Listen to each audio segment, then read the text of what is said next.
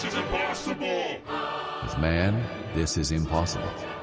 But with God, all things are possible.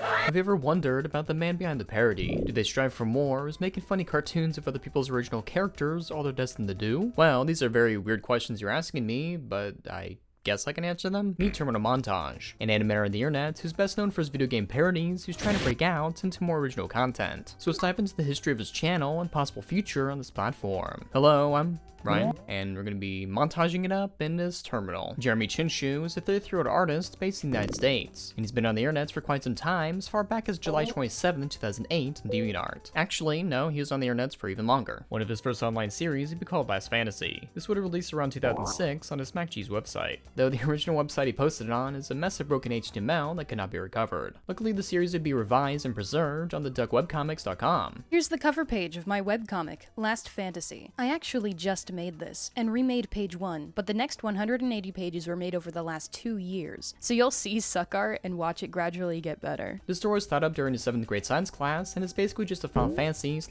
Legend of Zelda parody. It would feature a blue wizard and red knight going on some adventures, you know, knighting and casting spells. He would retire the comic in favor for his next one, side quests, though he would make a tribute to his old series in 2010. And the character design seemed a bit, familiar, one would say. Around this time, he joined Newgrounds April 15, 2009. That's where he posted the animations. You see, Sidequest would be his more known series that lasted between 2009 and 2016. The main characters would be named after the creators, Jeremy and Jeff Giamo. Join Jeff and Jeremy, two ambitious questers, as they try to make a name and dollar for themselves as the town heroes of Dexy's Midnight Runners. He attempted to make another series called AHM in 2009, though stopped making it in favor of side quests. And he'd make a Patreon for the series. While working on his own works, he would be seen animating for the YouTube channel Lore back in 2013. Okay, it was basically a channel where they summed up video game plots before you play in a very humorous and funny haha manner. In 2021, Jeremy will purge his Newgrounds animations, as well as his Tumblrs and DeviantArt accounts in favor of posting on YouTube, Twitter, and Instagram respectively. Though interesting enough, he would keep up this old animation about Newgrounds animators on his channel, uploaded in 2012. The short would evolve around wanting to be a great animator, joining the ranks of Egraptor, Max Gilardi, and the like. The internet god tells him to defeat the most talentless animators in the internet, Machinima. He would clarify that the animations were so bad, it actually inspired him to animate. Because if they can do it, anyone can. Though since he made the cartoon, the company went defunct, so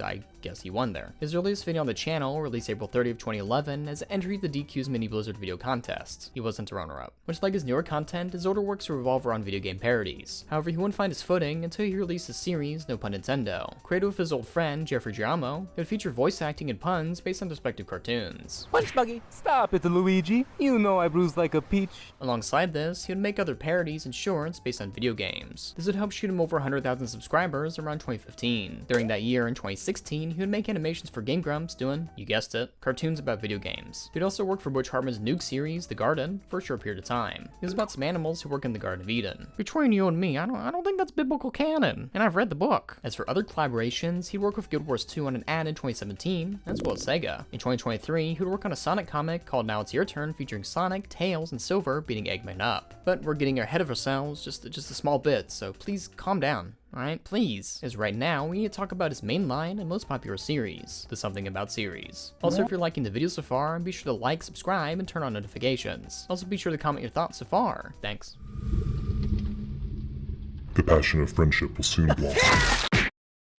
I've always wanted to make movies and tell stories. Animation seemed like the most streamlined way to do it because I can create anything. I don't need to rely on other people, I don't need to get additional expensive equipment, or build a set. When I first tried animating, it was time consuming, and I hated it. But years later, I developed more patience and realized it takes time to learn. Right now, I am making parodies, but it is through old projects and the Something series that I learned more about animation. So one day, I can bring my original stories to life. The first video in the Something About series would be released January 17, 2018 about Monster Hunter. What separated the series from his prior ones would be its heavy use of audio clips from the games and seldom use of voice actors. And so these would be short parodies over games, similar to the lore videos, but doing its own thing. At the end of each year, he made compilations of these animations, even making a Something About over his compilations of his animations. Now, that's some effective reuse of content. Since the start of Season 2, he'd start to use remix versions of video game music. This to avoid copyright and makes the media transformative. On that note, do not dub his cartoons cartoons. Don't. In his public Patreon Q&A, he states that you can't re-upload, dub, or react to his work. Luckily, no one would ever do that on YouTube. For his animation program, he would draw on Adobe Animate CC, and he would draw on a Cintiq Pro 24 as well as a Wacom Mobile Studio. You know the ones, they're like tiny computers in themselves, so you can go anywhere with them. You know, like, what if I want to draw over there? Now you can. These animations would take a bit of time to make. Early on, they require around 6 or so weeks to create an animation. His Yoshi's Island video, released back in 2018, would take about 3 weeks to create. So it's about like 1 or so minute of animation per week, but it does fluctuate. Over the years, he would expand his team of artists, such as his wife Vanessa, as well as Funny Money. The latter would actually work on the lore videos all the way back in 2013. Wow. Logator would join on writing, character concepts, storyboarding, and sound resources. Though these lists don't really capture the entirety of what they do, as it often changes depending on the productions, as noted by the credits. However, his wife would be uncredited for her works in the latter episodes of the series. A recurring voice actor would be that of VTuber Colonel Chiru, and they'd be known for voicing Kerbo. For character design, he takes the original concepts and breaks it down into basic shapes. This makes the characters easier and faster to draw. He tries to prioritize simplicity while also making them recognizable. With animation, learning takes a while, and you may not notice improvements until a good amount of time has passed. It's generic advice, but it's true. One thing that helped me was sticking to very simple designs. It made it fun and less intimidating. Simple designs can help you get familiar with your style and make it easier to learn movements. Make storyboards and animatics for your animations. Don't make them too detailed. You can also try to get the character movements down with a stickman, then draw your character over them. It's easy to animate a stickman over and over. Through trial and error, you'll find the right movements.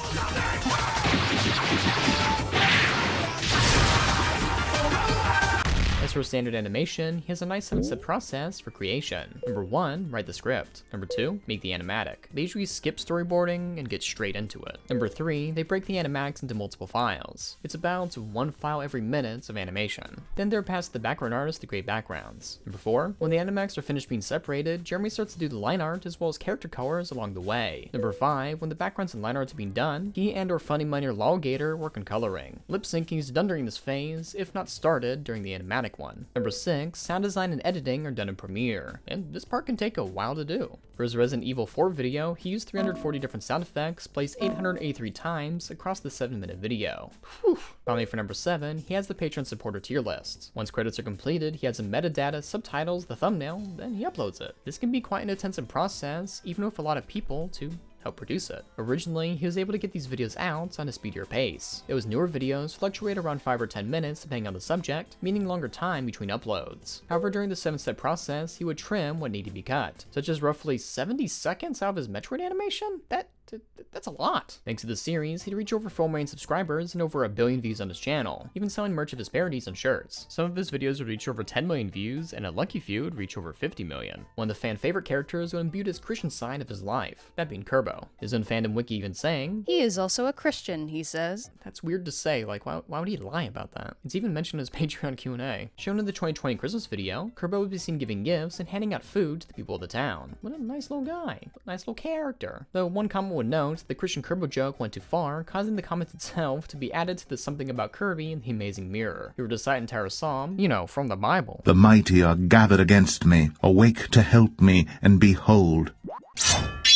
In response, even getting God himself to help him out in defeating the Dark Mind. But Jeremy would do his own giving. As in the Kerbo 2020 Christmas video I mentioned before, he would help raise over 7,500 USD for Feeding America. He would do this again in 2022, raising over 17,000 USD for the same charity. People ate pretty good that year, and I'm not talking about the animations. YouTube would even recognize his works, commenting under a Season 5 compilation video. And some of his cartoons would reach trending, with Pokemon Battle Royale reaching number 2 on the platform. Some of his animations would actually be inspired by speedruns themselves, such as his Breath of the Wild video. He would take reference from Skidodera's less than 30-minute speedrun of the game, though one of his more recent series wasn't really as liked by his fans. In 2022 on April 1st and July, he released an experimental series about a gray rectangle and square talking to each other with very limited movement. It was called Adult Conversations with Carl and Barry. Needless to say, his audience really didn't want to see these videos. Parody.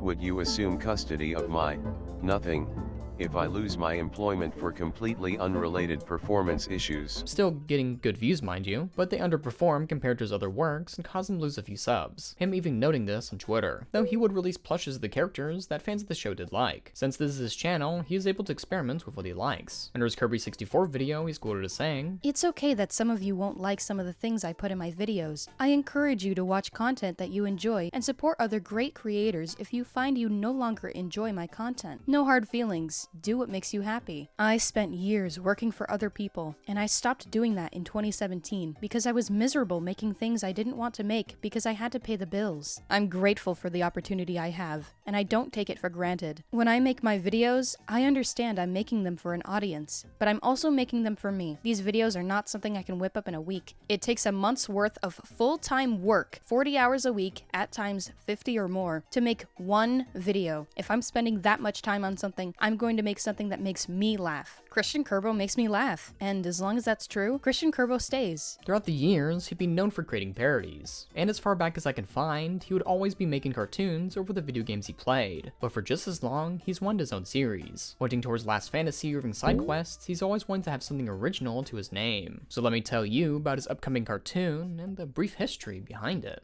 Jeremy has been on the internet for many years, as far back as 2006, and over time, he's created original series as well as selling them. To earn money alongside creating for other people, he would sell his Lost at CIP back in 2016. However, in 2021, he was able to buy it back. Though that's not the series I'm going to be talking about here. This would be The Fruitless Quest of Nabiu. This would be an idea he'd be working off and on in the summer of 2019. It starts with a blueberry mage named Nabiu and his carrot bard friend named Carotom, or Caro for short. Throughout the years, you can see he's always wanted a funny little blue character. Funny blue wizard character. This series would be published on his main channel with no plans to pitch or sell to anyone. He aimed to have the first episode released in 2022, however, this had to be pushed back. This was due to the amount of time and effort that needed to be put into the series. It would incorporate ideas from the show he bought, as well as Vanquish the Skeleton King. This was a revised idea he had as far back as 2007. As for voice actors, he's considering not using them. This would be due to the possible length between episodes.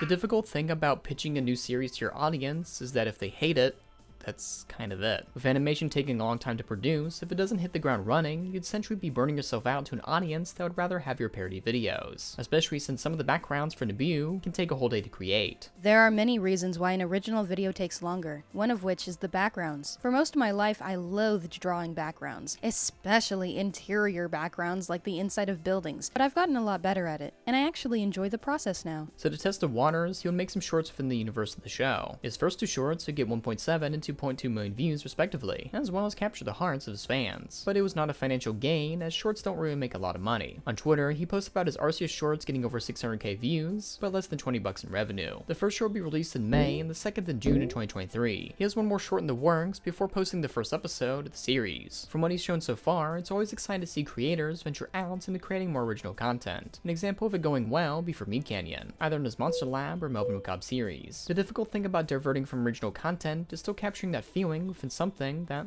they're not used to seeing. Alright, this can be mitigated if you posted it on a second channel, but this would be a main channel type of affair. As for connections to a character, when you create a parody, there are attributes to characters the audience already understands. For Kirby, he likes to eat, inhale enemies, and is just very friendly. With these things in mind, you already have an understanding and connection to the character, thus making it easier to get attached and get a laugh when the character does something that they're not usually one to do, like be Christian. So when a parody creator makes something new, it has to hit the same dopamine levels that their previous videos did. For Terminal, this would be fast-paced action, random humor, and video game aesthetics. I even asked my audience what they thought about his animations to see what they like. Also be sure to subscribe, turn on notifications, to have your comment featured in videos. Thanks. Burbs1033 said, "There's always an extra layer in each video that radiates passion. Taking the simple concept of describing a game's plot turns into running bits, crossovers, and so much more. I think their entire team needs to be lauded for the amount of effort that goes into their work." TanukiTune6461 said, "In terms of character design, his animations have some of the best I've seen. I love the way he takes these simple shapes and turns them into recognizable characters. Plus, the way all of his animations move is such a snappy way is like a visual crack. And lastly, Toxiog said, Finally, an art style I can enjoy while drunk. over the years he would try his hand at making original series, though a lot of them wouldn't catch on, like his current mainline production. With the reputation and audience he's gained, slowly introducing your audience to this new idea like he has with his shorts, can ease them into this new series unlike adult conversations. While still creation by Jeremy was too much of the opposite of what his audience wants from him. There's no actions, very slow, and literally all gray. In creating art on YouTube, it's hard to be true to yourself and create what your audience wants from yourself. So in the fruitless quest of Nabiu officially releases, I'm rooting for the series. Perhaps if it does well, he can face up the video game parodies he's done for many years, or even make it alongside his well-known series. This would be akin to what I talked about in my Glitch Productions video, how the main channel SMG4 creates a consistent content, and in doing so, funds the more artistic endeavors of the creators and indie artists alike. Go watch that video, it's very nice. I interviewed the co-founder and co-CEO. Nice. But for Jeremy, only time will tell. In the end, I'm always happy to see indie creators try their hand at creating something new,